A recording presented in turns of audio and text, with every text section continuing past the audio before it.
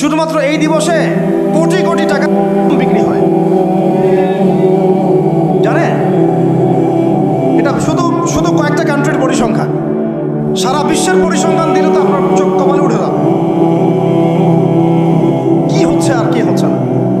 যেখানে আল্লাহ রাব্বুল আলামিন বলছেন চোখ নিচু করো, কাছেও যেও না, ওটা তো কোরআনে পড়ে থাকলোই, ওটাকে লঙ্ঘন করে জেনা হচ্ছে, ব্যভিচার হচ্ছে, অবৈধ সম্পর্ক হচ্ছে, প্রচুর ধর্ষণ হবে কালকে। আর ধর্ষণ হলে আমি বলবো শুধু ছেলেটা দায়ী না, মেয়েরাও দায়ী আছে। তোমাকে মাহরাম ছাড়া কে বের হইতে বলছে? মাহরাম ছাড়া একটা মেয়ের হজ ফরজ না। মনে করেন আপনার ঘরে একজন মহিলা আছেন যার মাহরাম নাই, তার উপর হজই ফরজ হয় নাই। মাহরাম ছাড়া যার হজই ফরজ হয় না, তাকে মাহরাম ছাড়া এভাবে হোটেলে একটা ছেলের সাথে বাইকে যেতে কে বলছে? বলেন, মাহরাম ছাড়া একটা মেয়ের সফর জায়েজ নাই, হজও জায়েজ নাই, হজ করার দরকারই নাই, সে ঘরে থাকবে, ওইটাই তার জন্য বেশি গুরুত্বপূর্ণ, ওটাই হুকুম আল্লাহ পাকের। আর সে মাহরাম ছাড়া এইভাবে এখানে ওখানে ঘুরে বেড়াবে, ছেলের সাথে আড্ডাবাজি করবে, টাঙ্কি মারবে, চটপটি ফুচকা খাবে, এরপর 4-5টা ছেলে মিলে ওকে ধর্ষণ করে দিলে সব ছেলে দোষ ওই ছেলের উপর আসবে? আমার তো মন চায় যে প্রথমে আগে এই মেয়েগুলোকে শায়েস্তা করি। হ্যাঁ, ছেলেগুলোকে তো করবোই, আগে মেয়েগুলোকে করবো। শুধুমাত্র ওয়াজ নসিহত করে কাজ হবে না, সবাইকে কঠোর হতে হবে। আপনি আমাকে বলেন তো দেখি, আপনার মেয়ে কোনো একটা ছেলের সাথে অবৈধ সম্পর্ক করেছে, আপনি কি এটা মেনে নেবেন? আপনারা যে কেউ হন, এখানে অনেক প্রশাসনের ভাই আছেন আমি জানি, ঊর্ধ্বতন কর্মকর্তাও আছে এখানে। এখানে আমার লেকচার রেকর্ড হচ্ছে, এটা আমি জানি। আপনি আমাকে বলেন, আপনার সিনিয়রদেরকে বলান এই কথাগুলো মেসেজ পৌঁছান, তাদের ঘরে যদি তাদের মেয়ে কোনো ছেলের সাথে অবৈধ সম্পর্ক করে, তারা কি মেনে নিবে? তাদের মেয়েকে যদি কেউ ধর্ষণ করে, তারা কি মেনে নিবে? আপনার ছেলেটা যদি সমকামী হয়, আপনি কি মেনে নেবেন? আপনার বাসায় যদি কালকে একটা ছেলে এসে বলে যে আপনার মেয়ে এসে বলে যে বাবা আমি ওকে ভালোবাসি, ওর সাথে বিয়ে করার আগে আমি যৌন সম্পর্ক করে ফেলছি, আপনি কি মেনে নেবেন? আপনি যদি জানতে পারেন কালকে আপনার মেয়ে গর্ভবতী হয়ে গেছে, আপনি কি মেনে নেবেন? আপনি যদি জানেন কালকে আপনার ছেলে আপনাকে এসে বলছে বাবা আমি একটা ছেলেকে নিয়ে আসছি, ও ছেলেটা আসলে বাইরে ছেলে, ভিতরে ভিতরে মেয়ে, তাই আমরা বিয়ে করে ফেলছি, আপনি কি মেনে নেবেন? আচ্ছা, এটা নবী সাল্লাল্লাহু আলাইহি ওয়াসাল্লামের ফিলোসফি ছিল। একজন সাহাবী এসে বলেছিলেন ইয়া রাসূলুল্লাহ আমি ইসলামের সব মানতে প্রস্তুত আছি, খালি আমাকে জিনা করার অনুমতি দেন না। সাহাবীরা রাগ হয়ে গেছেন, এই কার সাথে কি কথা বলো, বেয়াদবি করতে। নবী সাল্লাল্লাহু আলাইহি ওয়াসাল্লাম বলেন দাঁড়ান, দেখো তাকে ছাড়ো, আমি বুঝাচ্ছি। নবীজি তখন বললেন দেখো তুমি যে প্রস্তাবটা আমাকে দিলা, ইসলামের সব তোমার ভালো লাগে কিন্তু জেনা করতে চাচ্ছ, এখন বলো তো দেখি তোমার মায়ের সাথে কেউ যদি এমন করে তুমি কি রাজি হবা? সে বলছে না। তোমার খালার সাথে করলে না, তোমার বোনের সাথে না, তোমার স্ত্রীর সাথে না। তাহলে যেটা তুমি অন্যের ক্ষেত্রে চাচ্ছ না, পছন্দ করো না, সেটা কেন তুমি তোমার ক্ষেত্রে চাচ্ছ? এভাবে চিন্তা করলে আমাদের আর কথা বলার দরকার আছে? আল্লাহ পাক আমাদের সবাইকে কথাগুলো বোঝার তৌফিক দান। এখন শেষ করে দিচ্ছি এই পয়েন্ট থেকে। দেখেন, আমাদেরকে সবচেয়ে ভালোবাসেন আমাদের রব আল্লাহ। সত্যিকারের ভালোবাসার ডেফিনেশনটা হচ্ছে যে আপনি নিঃস্বার্থভাবে কাউকে ভালোবাসেন। আমাদের আশপাশে যারা আছে, যারা হালাল, ইভেন হালাল, আমার মা, আমার বোন, আমার বাবা, আমার স্ত্রী, আমার ছেলে, আমার মেয়ে, এদেরও যদি কখনো স্বার্থে আঘাত পড়ে, দেখবেন সেও আপনার পাশ থেকে সরে যাচ্ছে। এমন হয় নাই কখনো? আপনার বন্ধু, আপনার ব্যবসার পার্টনার, আপনার বস, আপনার কলিগ, ওদের স্বার্থে আঘাত হলে ওরাও সরে যাচ্ছে পাশ থেকে, জিগরি দোষ সরে গেল পাশ থেকে, হয় না এমন? ভালোবাসা 2 প্রকার। বলেন কয় প্রকার? আমার সাথে বলেন, এখানে শেষ করে দিব 10টা মিনিট। ভালোবাসা কয় প্রকার? একটা হচ্ছে নিঃস্বার্থ ভালোবাসা। কি স্বার্থ? কোনো স্বার্থ নাই, নিঃস্বার্থভাবে ভালোবাসা। একটা হচ্ছে কোনো না কোনো স্বার্থ জড়িত আছে এমন ভালোবাসা। আপনার স্ত্রীর চাহিদাও যদি আপনি পূরণ করতে ব্যর্থ হন, দেখবেন স্ত্রীর সাথে আপনার গন্ডগোল লেগে যাচ্ছে, যদিও সে হালাল বৈধ, তাই না? এমন হয় না অনেক সময়? আমি তো অনেকদিন বলেছি, অনেকদিন আগেও বলেছি, 5 বছর 6 বছর আগে, যে মানুষ আসলেই মানুষের অবস্থানকে মূল্যায়ন করে। ভিতর থেকে মানুষকে শুধু মূল্যায়ন করে আল্লাহ রাব্বুল আলামিন। না হলে কি হতো? এই যে এত অন্যায় আমরা করেছি, আল্লাহ পাক কি আমাদেরকে ছেড়ে দিয়েছেন, ফেলে দিয়েছেন, গজবে ধ্বংস করে দিয়েছেন? এই আল্লাহ পাক যে আমাদেরকে মহব্বত করেন, ভালোবাসেন, তার প্রমাণে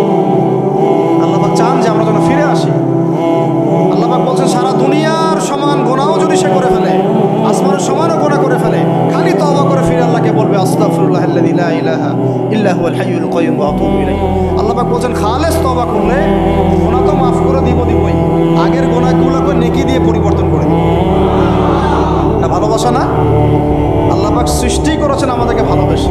কোরআন খোলেন, সূরা সদ পড়েন, সূরা সদের মধ্যে দেখবেন আল্লাহ বলছেন খালাকতু বিয়াদি মা মানাআকা আল্লা তাসজুদা খালাকতু বিয়াদি, মানে তুমি ইবলিস কেন তাকে সিজদা করলে না যাকে আমি নিজ হাতে সৃষ্টি করেছি। এটা মহব্বতের বহিঃপ্রকাশ না? আল্লাহ আমাদেরকে নিজ হাতে সৃষ্টি করেছেন। আল্লাহ পাকের হাত কেমন এটা আমরা ব্যাখ্যা করতে যাব না, এর হাতের অর্থ কি সেটাও ব্যাখ্যা করার তাহবিল করার দরকার নাই। কোরআনে আসছে যেভাবে সেভাবে আমরা ঈমান রাখবো, ঠিক আছে ভাই? এখানে আবার অনেক তালগোল পাকায় ফেলে এবং বিভ্রান্ত হয়ে যায়, এদিকে যাওয়ার দরকার নেই। এখানে বোঝানো হচ্ছে আল্লাহ রাব্বুল আলামিন আমাদেরকে মহব্বত করে সৃষ্টি করেছে। এই পুরো সৃষ্টি জগৎটাই তো আল্লাহর মহব্বতের বহিঃপ্রকাশ।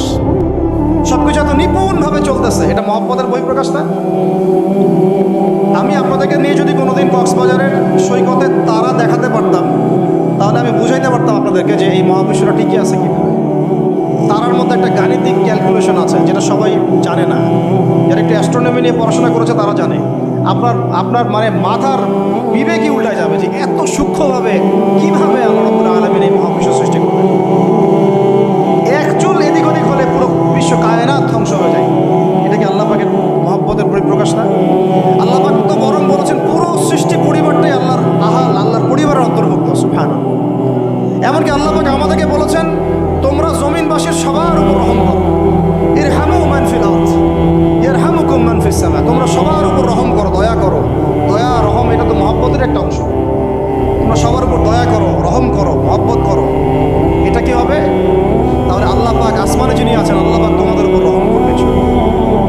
আমরা সেই মহান সত্তার ভালোবাসার থেকে বের হয়ে হারাম এই যৌন ভালোবাসার দিকে যাওয়ার চেষ্টা করছি। আসলে এটা ভালোবাসা না, যৌনতা, এর দিকে যাওয়ার জন্য এইসব করছি। আল্লাহ পাক আমাদেরকে মাফ করে যেন হেদায়েত দান করেন। আল্লাহ পাক কত ভালোবাসেন এটা নিয়ে বলতে গেলে আজকে রাত শেষ হবে। দেখেন আল্লাহ রাব্বুল আলামিন আদম আলাইহিস সালামকে সৃষ্টি করেছেন, করে সমস্ত নাম শিক্ষা দিয়েছেন। নাম মানে হলো ইলম। নাম মানে কি? ভালো না বাসলে আল্লাহ পাক কাউকে সবচেয়ে সেরা কিছু দান করেন। সূরা ৩ আল্লাহ পাক কি বলেছেন? ওয়া তিন ওয়া যাইতুন, এগুলো শপথ করে লাকাদ খালাকনাল ইনসানা ফি আহসানি তাকওয়িম। মানুষকে সবচেয়ে শ্রেষ্ঠ কাঠামো আল্লাহ পাক দিয়েছেন, দেন নাই? কাউকে যদি মহব্বত না করা হয় তাকে আপনি সবচেয়ে সেরাটা কি দিতে পারবেন? আল্লাহ পাক আমাদেরকে মহব্বত করেন, ভালোবাসেন, এবং আল্লাহ চান আমরাও যেন তাকে মহব্বত করি, তাকে ভালোবাসি। এবং আমরা যদি কাউকে ভালোবাসি আল্লাহর জন্য ভালোবাসবো, কাউকে ঘৃণা করি আল্লাহর জন্য ঘৃণা করি। মহব্বত আল্লাহর জন্য, ঘৃণাও কার জন্য? আল্লাহর জন্য। আল্লাহ পাক সমস্ত ইলম শিক্ষা দিলেন, এটা কি ভালোবাসার বহিঃপ্রকাশ না? নূহ আলাইহিস সালামের কওম দীর্ঘদিন আল্লাহর কথা শোনে না, আল্লাহ পাক সবর করলেন, ধৈর্য ধরলেন, গজব দিলেন না, শেষ পর্যায়ে গিয়ে আযাব দিয়েছেন। এই যে আল্লাহ পাক সুযোগ দেন, সময় দেন, এটা কি আল্লাহ পাকের ভালোবাসা, দয়া না? এরকম প্রত্যেকটা কওমের ক্ষেত্রে হয়েছে। আমি তো ফিল করলাম এই ভালোবাসা নিয়ে ঘাটাঘাটি করতে গিয়ে যে আসলে আল্লাহ পাক যে আমাদেরকে সবচেয়ে বেশি মহব্বত করেন তার সবচেয়ে বড় নিদর্শন কি জানেন? আমাদের কাছে আল্লাহ রাব্বুল আলামিন আল কোরআনের মতো কিতাব নাযিল করেছেন, আর আমাদেরকে আল্লাহ পাক নবী মুহাম্মদ সাল্লাল্লাহু আলাইহি ওয়াসাল্লামের উম্মত বানিয়েছেন। আল্লাহ পাক যে নবী মুহাম্মদ সাল্লাল্লাহু আলাইহি ওয়াসাল্লামকে এই দুনিয়াতে পাঠিয়েছেন না, এটাই সবচেয়ে বড় মহব্বত, সবচেয়ে বড় রহমত। কারণ তার সুন্নতে এমন কিছু নাই যেটা আপনি খুঁজে পাবেন না। আর তিনি আমাদেরকে যে মহব্বত করতেন, মুহাম্মদ সাল্লাল্লাহু আলাইহি ওয়াসাল্লাম আমাদেরকে যে মহব্বত করতেন, তিনি আমাদেরকে বলতেন যে আমরা তার ভাই। আমরা তার কি ভাই? মানে কি মায়ের পেটের ভাই? এটা বোঝানো হয় না। একটা হাদিসে তিনি বলেছেন আমি তো পিতৃতুল্য। তার মানে কি সত্যি সত্যি বাবা সন্তানের সম্পর্ক? রুহানি পিতা। তিনি কি ইমাম নন? তিনি ইমাম, তিনি নেতা, তিনি আমাদের শিক্ষক, তিনি নবী। তো তিনি আমাদেরকে যে মহব্বত করতেন, তিনি একদিন বলছিলেন নবী সাহাবীদের সামনে, কাশ আমি যদি আমার ভাইদেরকে দেখতে পেতাম। সাহাবীরা বলছেন ইয়া রাসূলুল্লাহ আমরা কি আপনার ভাই না? তখন নবীজি বলছেন না, তোমরা আমার সাহাবী, আমার ভাই তারা যারা আমাকে না দেখেই আমার প্রতি ঈমান নিয়ে আসবে। প্রত্যেক নবীকে আল্লাহ পাক একটা দোয়া করার চান্স দিয়েছে। কয়টা ভাই? এমন একটা দোয়া যেটা করলে আল্লাহ পাক কবুল করবেনই করবেন। করলে আল্লাহ পাক কি করবেন? অবশ্যই কবুল করবেন। নবী সাল্লাল্লাহু আলাইহি ওয়াসাল্লাম বলেন যে সমস্ত নবী এই দোয়াটা পৃথিবীতে করে ফেলেছে। আমি এই দোয়াটাকে মুলতবি রেখেছি যে কাল কিয়ামতের মাঠে আমি আমার উম্মতের জন্য সুপারিশ করবো ইনশাআল্লাহ। এবং নবী সাল্লাল্লাহু আলাইহি ওয়াসাল্লামের সুপারিশে বহু কবিরা গুনাহগার মুসলমান যারা জাহান্নামের ফয়সালা হয়ে গেছে তাদেরকে আল্লাহ পাক কিছুটা শাস্তি ভোগ করালে হলেও আবার জান্নাতে নিয়ে আসবেন ইনশাআল্লাহ। তিনি আমাদেরকে মহব্বত করেন না, করতেন না? চিন্তা করেন তাহলে আমরা তার দিনকে কি মহব্বত করলাম, আমরা তার হুকুম হাকামের বিধিবিধান সুন্নতে কি মহব্বত করলাম, চিন্তা করেন। একটা হাদিসে নবীজি স্পষ্ট করে বলছেন এটা আমাদের জন্য একটা কষ্টি পাথর। এটা একটা কি কষ্টি পাথর। তিনি বলছেন লা ইউমিনু আহাদুকুম, তোমাদের মধ্যে কেউ মুমিন হইতে পারবে না। কি হইতে পারবে না? মানে প্রকৃত মুমিন হইতেই পারবে না তোমরা। হে আমার উম্মত, তোমাদের মধ্যে কেউ প্রকৃত মুমিন হইতেই পারবে না যতক্ষণ না হাত্তা আকুনা আহাব্বা ইলাইহি মিন ওয়ালিদিহি ওয়া ওয়ালাদিহি ওয়ান নাসি আজমাইন, যতক্ষণ না আমি মুহাম্মদ সাল্লাল্লাহু আলাইহি ওয়াসাল্লাম তোমাদের কাছে নিজের কি সন্তান, নিজের বাবা মা এবং সমস্ত মানব জাতির থেকে বেশি প্রিয় না হচ্ছে। হাদিসটা আবার বলি, নবীজি বলছেন কেউ ততক্ষণ পর্যন্ত প্রকৃত মুমিন হতে পারবে না যতক্ষণ না আমি মুহাম্মদ সাল্লাল্লাহু আলাইহি ওয়াসাল্লাম তার কাছে তার সন্তান, তার পিতা, এমনকি সমস্ত মানব জাতি থেকে বেশি প্রিয় না হচ্ছে। আমরা যারা আগামীকালকে এইটার প্রিপারেশন নিয়েছি, আসলে কি আমাদের কাছে নবী প্রিয় বেশি না আমাদের দুনিয়ার স্বার্থ বেশি প্রিয়? যারা এগুলো করবে তাদের কাছে কি সত্যি নবী প্রিয়? তাহলে তারা করতে পারতো না। যদি নবী আমাদের কাছে সবচেয়ে বেশি প্রিয় না হয়, আমরা মুমিন হতে পারছি না। আর যাদের কাছে নবী প্রিয় তারা কখনো এমন হারাম কাজে যেতে পারবে না। যারা যাচ্ছে তারা কখনোই নবীকে ভালোবাসে না, কোশ্চিনকালেও না। শোনেন, ওমর রাদিয়াল্লাহু আনহুর নাম শোনেন নাই? বললে অনেক কথা ভাই, অনেক কথা, কোনটা রেখে কোনটা বলি। ওমর রাদিয়াল্লাহু আনহু একদিন এসে বলছেন খলিফাতুল মুসলিমিন, মুসলিমদের তিনি খলিফা। জান্নাতের সুসংবাদপ্রাপ্ত 10 জন সাহাবীর একজন। জান্নাতের সার্টিফিকেট পেয়েছেন পৃথিবীতে কয়জন সাহাবী? একটা হাদিসে একসাথে 10 জন। ওই 10 জনের অন্যতম একজন, যিনি এমন শাসন ব্যবস্থা পৃথিবীতে প্রতিষ্ঠা করেছিলেন যার মতো মিসাল এখন পর্যন্ত পৃথিবীতে আর দেখা যায় নাই। একটা হাদিসে আসছে যে রাস্তা দিয়ে ওমর হাঁটে ওই রাস্তা দিয়ে শয়তান হাঁটে না। কি বুঝলেন? শয়তান যদি দেখে ওই যে ওমর, ও আর ওই যাবে না ওই রাস্তাতে। এই হচ্ছে ওমর ইবনে খাত্তাব। আমার পরে কোনো নবী নাই। নবীজি বলছেন আমার পরে কোনো নবী নাই, লা নাবিয়্যা বা'দি, আমার পরে কোনো নবী নাই। যদি হতো তাহলে ওমর হতো, যদি হতো তাহলে ওমর হতো। অন্য একটা হাদিসে আসছে আমার পরে কোনো নবী নাই, তবে তুমি আমার, এটা অন্য সাহাবী সম্পর্কে, আলী ইবনে আবি তালিব সম্পর্কে, তুমি আমার জীবনে তেমন মুসার জীবনে হারুন ছিল যেমন। এটা হচ্ছে আলী ইবনে আবি তালিব। তো এখানে কথা হচ্ছে ওমর রাদিয়াল্লাহু আনহুর মতো মানুষ নবীর কাছে এসে বলছেন সাল্লাল্লাহু আলাইহি ওয়াসাল্লাম, ইয়া রাসূলুল্লাহ ওয়াল্লাহি লা উহিব্বুক, আল্লাহর কসম করে বলছি আমি আপনাকে অনেক মহব্বত করি, ইল্লা মিন নাফসি, আমার নফসের চেয়ে বেশি না। মানে আমি আমার জানের চাইতে আপনাকে বেশি মহব্বত করি না। কথা বুঝতে পারতেন কি? মানে আমি আপনাকে অনেক মহব্বত করি ইয়া রাসূলুল্লাহ, সব কিছু থেকে বেশি মহব্বত করি, কিন্তু আমার নিজের জানের চেয়ে বেশি না। নবী সাল্লাল্লাহু আলাইহি ওয়াসাল্লাম বলেন লা ইয়া উমর, এখনো মুমিন হওনি উমর। কাকে বলছেন? কাকে বলছেন? জান্নাতের সার্টিফিকেট প্রাপ্ত একজন মানুষকে। লা ইয়া উমর, এখনো হওনি। তখন নবী সাল্লাল্লাহু আলাইহি ওয়াসাল্লামকে তিনি একটু পরে আবার বলছেন, ইয়া রাসূলুল্লাহ ওয়াল্লাহি আলান এখন লা হাব্বা ইলাইয়া মিন কুল্লি শাই হাত্তা মিন নাফসি, এখন থেকে আপনি আমার কাছে সবচেয়ে বেশি প্রিয় সব কিছু থেকে, এমনকি আমার নফসের থেকেও বেশি প্রিয়। তখন নবীজি বলছেন আলান ইয়া উমর, এখন উমর, এখন তুমি মুমিন হলে। তাহলে যারা আমরা নবীর সুন্নতের খেলাফ এইসব অপসংস্কৃতি, নোংরামি, জেনা, ব্যভিচার, কনসার্ট, নাটক, সিনেমা, পরকিয়া, এইসব তথাকথিত ভালোবাসা দিবস, এই জেনা দিবসগুলো পালন করছি, আমরা কি আসলেই নবীকে ভালোবাসি? আমরা কি সত্যি আল্লাহকে ভালোবাসি? আল্লাহ পাক আমাদেরকে বোঝার তৌফিক দান করেন, জাহিলিয়াত থেকে ফিরে আসার তৌফিক দান করেন। এরকম প্রচুর ঘটনা। ভালোবাসা তো এগুলোর নাম। ভালোবাসা কাকে বলে জানেন? সাহাবীরা বাসায় যেতেন, আবার দৌড় দিয়ে আসতেন নবী সাল্লাল্লাহু আলাইহি ওয়াসাল্লামের চেহারাটা একটু দেখার জন্য। এটা না ভালোবাসা।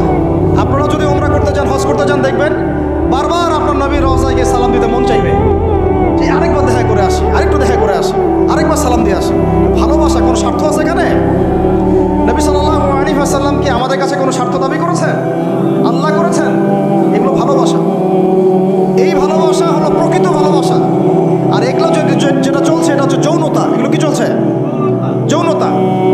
ভালোবাসার নাম দিয়েছে এখন যৌনতা। এগুলো ভালোবাসা না, এগুলো পাশবিকতা, প্রবৃত্তির দাসত্ব। প্রবৃত্তি মানে মন যা চায় তাই করতে চাচ্ছে। আপনার মন চাইছে একটা মেয়ের সাথে রাত কাটাবেন, এটাকে আপনি ভালোবাসা নাম দিলেন, কিন্তু এটা হচ্ছে ভালোবাসা না, এটা কি প্রবৃত্তি, পশুত্ব, দাসত্ব, পশুত্বের দাসত্ব করছেন। আল্লাহ পাক আমাদেরকে কথাগুলো বোঝার তৌফিক দান করেন। এরকম সাহাবীরা কত ত্যাগ করেছেন। তালহা রাদিয়াল্লাহু আনহুর নাম শোনেন না অনেকেই।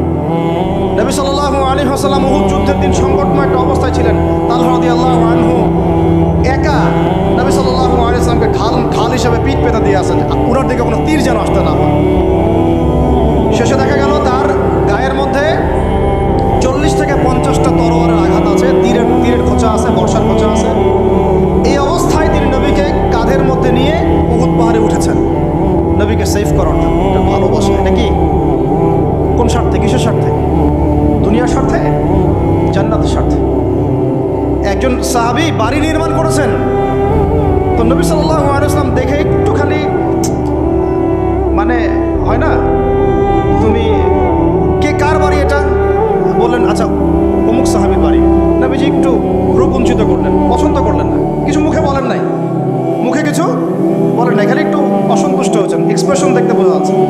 তখন ওই সাহাবীকে জানানো হলো, তোমার বাসার সামন দিয়ে তো আল্লাহ নবী সেদিন হেঁটে গেলেন, তারপরে আমার বাসা দেখে তোমার বাসা দেখে আল্লাহ নবী সাল্লাল্লাহু আলাইহি ওয়াসাল্লাম অসন্তুষ্টি প্রকাশ করেছিলেন।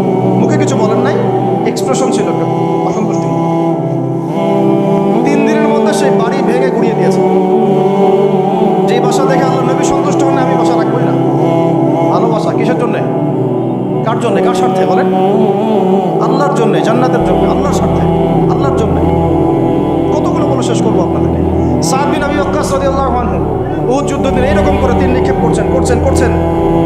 আল্লাহ নবী বলছেন, ইয়া সাদ, হে সাদ, তীর ছোড়ো, তোমার জন্য আমার পিতামাতা কুরবান হোক। আশপাশে 9 জন ছিল, তার মধ্যে একজন করে শহীদ হতে শেষে 2 জন বেঁচে থাকলো, সাদ বিন আবি ওয়াক্কাস, তালহা বিন উবাইদুল্লাহ রাদিয়াল্লাহু আনহু। এগুলো তারা কেন করেছেন? ভালোবাসার জন্যে। ভালোবাসা এগুলোর নাম। কতগুলো বললে শেষ করবো আপনাদেরকে বলেন। নবী সাল্লাল্লাহু আলাইহি ওয়াসাল্লামের কাছে একজন সাহাবী আসেন ইসলাম কবুল করতে এসে হাতের মধ্যে কিছু বালা, আংটি থাকে না, এগুলো ছিল, এগুলো খুলে ফেলে দিয়েছেন নবী সাল্লাল্লাহু আলাইহি ওয়াসাল্লাম, খুলে ফেলে দিয়েছেন। তো একটা খুব দামি সোনার আংটি ছিল, ফেলে দেওয়ার পরে অনেকে বলছে, তুমি তো এখন মুসলিম হয়েছো, ইসলাম কবুল করেছো, তো আচ্ছা ঠিক আছে, ওইটা না হয় নবীজি পড়তে নিষেধ করেছেন, তুমি ওইটা নিয়ে বিক্রি করে দাও, বিক্রি করে না হয় ওই টাকা দিয়ে অন্য কিছু করো। উনি বলছেন, কখনো না, আমার হাত থেকে আল্লাহ নবী খুলে একটা জিনিস ফেলে দিয়েছেন, আমি সেটা আবার নিতে যাবো? কিসের জন্য এগুলা? এটা ভালোবাসা, মুহাব্বত। আল্লাহ পাক এটাই কোরআনে বলছেন,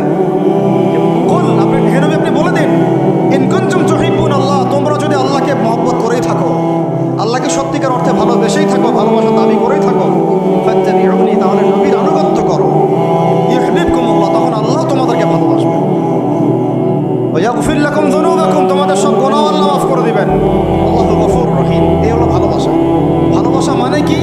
ভালোবাসা মানে হচ্ছে আস-সামউ ওয়াত তাআ, আমি নবী এবং আল্লাহ এবং তার রাসূলের কথা শুনবো এবং আনুগত্য করব, শুনবো, এবং এর নাম ভালোবাসা। শুনবো, আনুগত্য করবো, তাহলে আমরা কি শুনবো, কি আনুগত্য করবো? আমাদেরকে প্রথমে কোরআন পড়তে হবে, কোরআনের অনুবাদ জানতে হবে, কোরআন অনুযায়ী জীবন করতে হবে, 5 ওয়াক্ত নামাজ পড়বো ইনশাআল্লাহ, হালাল খাবো, যাকাত দিব, রমজানের সওম রাখবো, নবীর সুন্নাহ অনুযায়ী জীবনযাপন করব, এবং সুন্নাহ বিরোধী, কোরআন বিরোধী, ইসলাম বিরোধী কোনো কাজে আমি লিপ্ত হব। এই তো ভালোবাসা। এই ভালোবাসা যদি বহিঃপ্রকাশ ঘটাতে আমরা ব্যর্থ হই, নিজেও ধ্বংস হব, পরিবারও ধ্বংস হবে, আমাদের পরের প্রজন্মও ধ্বংস হবে, সমাজও ধ্বংস হবে। আল্লাহ পাক আমাদেরকে বোঝার তৌফিক দান করেন। আজকের মতো এখানে শেষ করি, অনেক লম্বা আলোচনা হয়ে গেল। যদি কারো কোনো প্রশ্ন থাকে সেটা আপনারা লিখিত আকারে করতে পারেন, আমি অ্যান্সার দেওয়ার চেষ্টা করবো ইনশাআল্লাহ। রাত 12:30 বাজতেছে, তো শেষ করার আগে আমি জাস্ট 2টা মিনিট সময় নিচ্ছি। আমার সাথে সবাই বলেন, আমরা দাঁড়ান, আমি একটা করে বলি, আমরা নবী সাল্লাল্লাহু আলাইহি ওয়াসাল্লামের শেখানো রাস্তার বাইরে যাব না ইনশাআল্লাহ। আমরা আল্লাহ রাব্বুল আলামিনের মহব্বত শুধু মুখে দাবি করবো এমন না, কাজে প্রমাণ করবো ইনশাআল্লাহ। আমরা তার রাসূলের মহব্বত শুধু মুখে দাবি দাবি করবো না, কাজে প্রমাণ করবো ইনশাআল্লাহ। আল্লাহ এবং তার রাসূলের বিরোধী কোনো কাজে আমি কোনোদিনও লিপ্ত হব না ইনশাআল্লাহ।